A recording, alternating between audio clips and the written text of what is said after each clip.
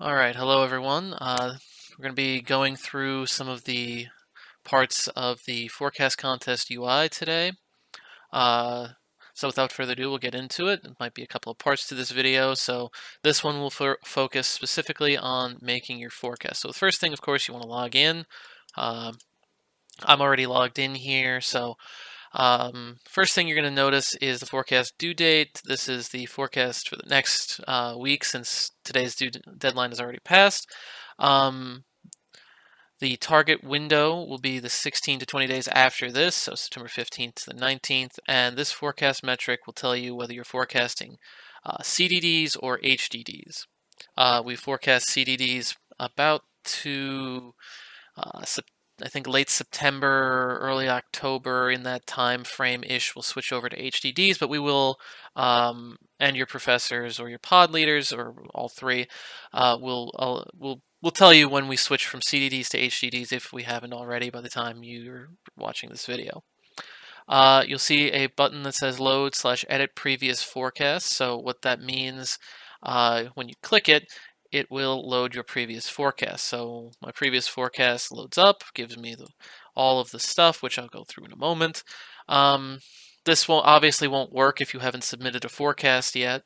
And it's just the reason you kind of want to use this is unless you're changing your formula and everything on a week-to-week basis, your strategy statement should change on a week-to-week basis, but it just kind of it's a little bit of a time saver.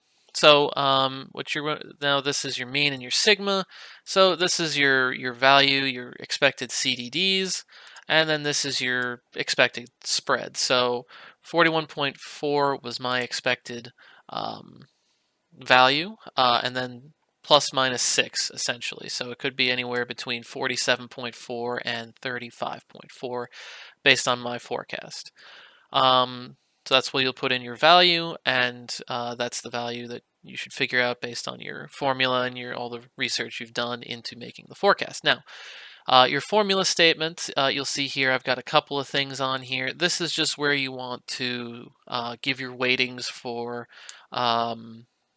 your forecast. So let's say maybe you just use the teleconnections, maybe you also use the MJO. Then you would put, instead of that, you'd put, equal weight on both the teleconnections and the MJO. You would put 50% teles and 50% MJO. And then that would be your formula statement. Nothing complicated. You don't need to, have 2% of everything. You can if you want to, of course. It's your forecast and your formula.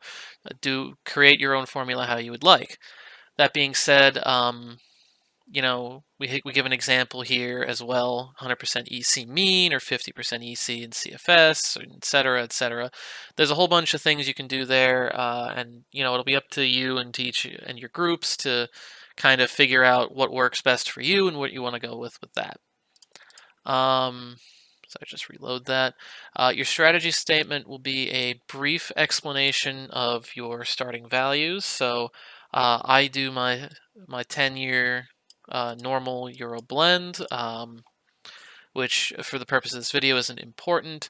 It's just a combination of the two numbers. So that gets me a starting value, which I explain here. Then I explain my increases and decreases. You can explain this however you'd like. There's no set way to explain anything, but then you use the CPC and increase based on that, at least this particular week, and increased based on the NAO this week. Pattern drivers is not a necessary thing. You don't need to worry about that. You can if you'd like. It doesn't hurt, of course. But, as for the strategy statement, you basically just kind of want to give a short justification. Nothing long. I think there's actually a character limit of 500 words. I don't think I've ever seen anyone go above maybe 100 or 200 in the absolute extremes. So, don't go crazy with it. Just explain it as simply and as best as you can. Now this is the cooling degree day, or degree day in general. At least right now it's cooling degree days, where you will basically build a map based on this reference map. You've got your Pacific, Mountain, Midwest, South, Central, and East regions.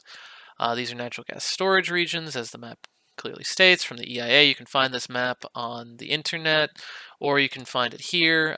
Doesn't really matter as long as it matches up with this. And then you're going to put above normal demand, or below normal demand.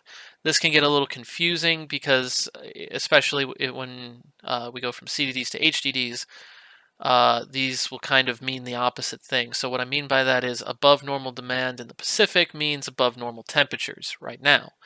Same for the Mountain, Midwest, South Central, and East.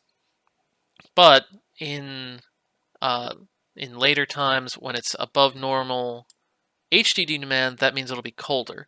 So the map colors will kind of might confuse you a little bit, but as long as you think of it as demand above normal demand or normal demand below normal demand, you should be good in, as it says here, you should be good and there shouldn't be any confusion. If you get confused, let us know. We're not gonna, you're not gonna get penalized for it. Just try to keep that in mind.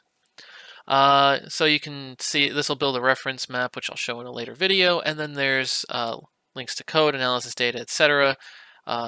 There's a 10 link limit. I don't think I've ever seen anyone use that many links. If you need more than these, I've got links to the teleconnections and the CPC forecast. These are both NCEP. You can add new rows if you need to.